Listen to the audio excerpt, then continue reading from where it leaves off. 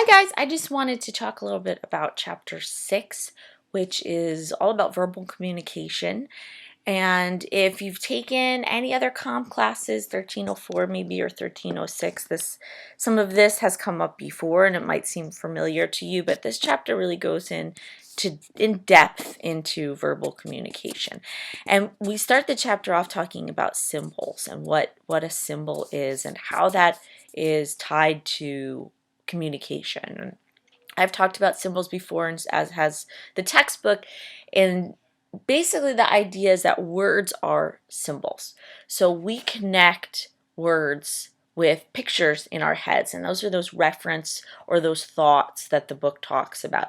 That when somebody says CAT, when I see CAT spelled out somewhere together, I put that together and I say cat, and then my brain immediately pulls out a picture of a cat. And because I can put that symbol together, those letters, which are symbols, and the actual picture, the referent, which is a symbol as well, I can communicate with somebody who has written out CAT. Now, that's very basic, right? But what happens when I think about cat? When I think about cat, I think about allergies, I think about fuzzy hair everywhere, I think about kitty litter, which I find to be pretty disgusting. Maybe you are a cat lover, and when you think about cats, you think about cuddly, snuggly wonderfulness, and maybe kittens playing with yarn, and they're so cute. Maybe somebody else thinks about cats and they think about lions or tigers when they see that CAT. That's what pops into their head. And that's the thing about symbols is, yes, we might share the definition of what a cat is, but we are going to put our own interpretation on it. And that's the connotative versus the denotative. So the denotative definition, that's your dictionary definition. That's when I say cat, you look up cat in the dictionary, it's four-legged, furry, feline, right? But connotatively, I say cat to you, you have a mental picture of what a cat is. And it's cute or it's not cute, or it's snuggly, or it's mean, or it hisses, whatever that may be. That's how you create the symbol for what cat is to you. Thinking about symbols, the book talks about symbolic interaction theory. And symbolic interaction theory says that people make sense of the world based on their interpretation of words and symbols. So we make sense of the world based on the words and symbols that we are familiar with. So if I said to you, Jersey Shore, what would you think about? So you, if you're not from this culture, you might think, oh yeah, there's a state called New Jersey, and I guess there's a shore, you beach, sand, you can go swimming, there's marine life, whatever. But what might you think of if you are a 20-something or to 40-some, 50, 60-something-year-old who is currently a part of our culture? You'd say Jersey Shore, oh, that's a reality show where a bunch of 20-something-year-olds get into fights. We create these ideas based on our culture and how we're bound to the symbols. So somebody from another culture is not going to think the same thing. So culturally speaking, we're bound to our symbols. And that's how we communicate, right? So we understand each other because we are from the same culture. But if I'm from somewhere else, I might not get that, right? So an extension of that is under the power of words and how words affect and reflect our culture. And there is a really famous theory in linguistics called the Sapir-Whorf hypothesis. And it's tied to this idea of linguistic relativity and linguistic determinism. And Sapir-Whorf basically were two gentlemen, and they studied this idea that our culture is bound to the words that we have. So our perceptions of the world are bound to words. So as an example, they studied the Hopi tribe, which is a tribe in Africa. And the Hopis do not have a word in their language for war. So if I was going to declare war on the Hopis, they would have no idea what I was talking about. And I say, well, we're taking you guys to the battlefield. Hopis don't know what I'm talking about. They're an incredibly peaceful group of people, very, very, they get along very well, I assume. So they've never needed to come up with a word for war. They've never needed to come up with how we battle and fight.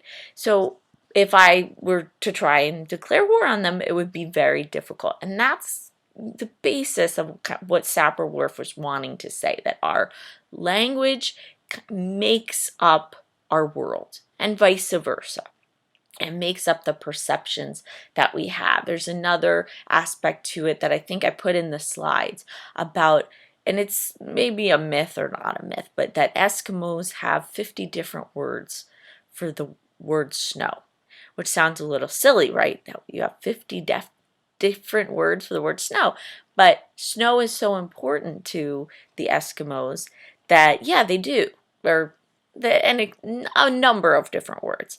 And some snow is light snow, some snow is heavy snow, but then it goes far, far, far beyond that. And again, I put a link in there. Some snow is snow that you knew a buffalo walked across. Some snow is snow that you knew came from a heavy rain or something like that, because it's so vital to their culture. We don't have that, right? But think, a little outside the box. If you're a snowboarder or a skier, there's different names for snow, right? That I don't snowboard or ski, so I don't really know when they call it powder versus they call it something else. Doesn't make any difference to me, so I don't really use those terms. So my perception of what snow is it's white, it's cold. That's what snow equals to me. But if you're a skier or a snowboarder, there's different sort of concepts for what good snow is, what bad snow is. I mean, to other people, all snow is bad snow. It's just annoying.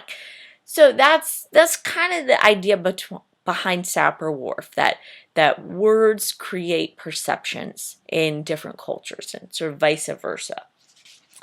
Another topic I want to make sure to talk about, this chapter talks a lot about managing misunderstandings verbally. Be clear versus abstract. It gives you this abstraction ladder, which is basically says that at the bottom of the ladder, we are very clear. We say exactly what we want to say, and we're very specific. At the top, we are much more abstract. So if I said to you,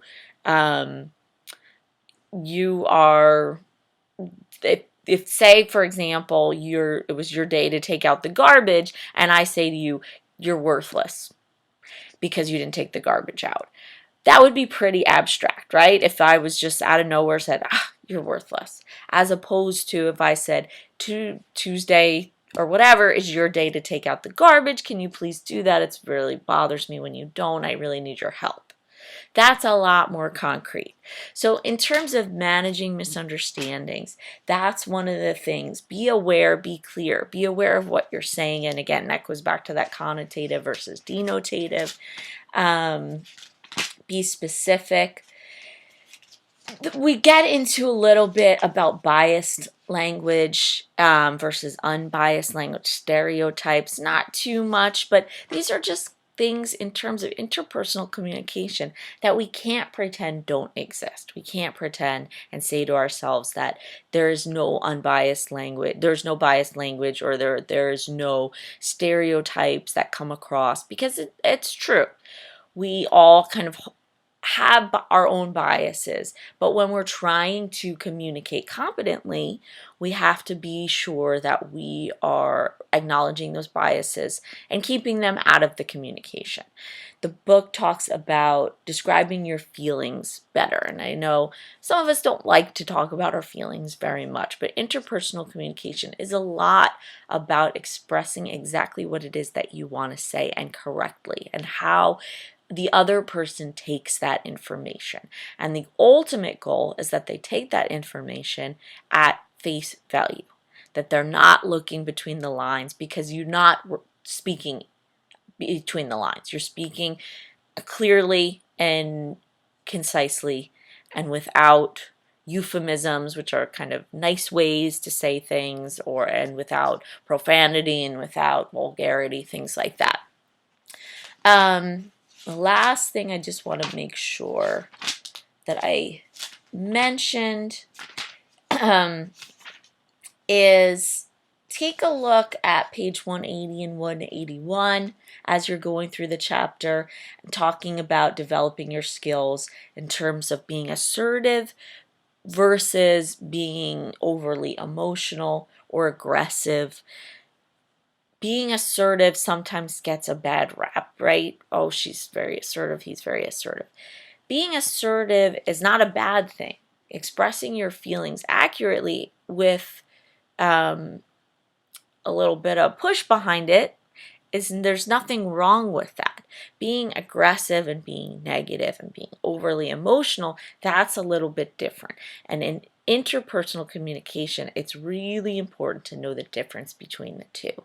So I hope that you will take a look at that specifically, in addition to the entire chapter. So I hope that this was helpful. Couple key things to take away from this chapter. And if you have any questions, just let me know. Thanks.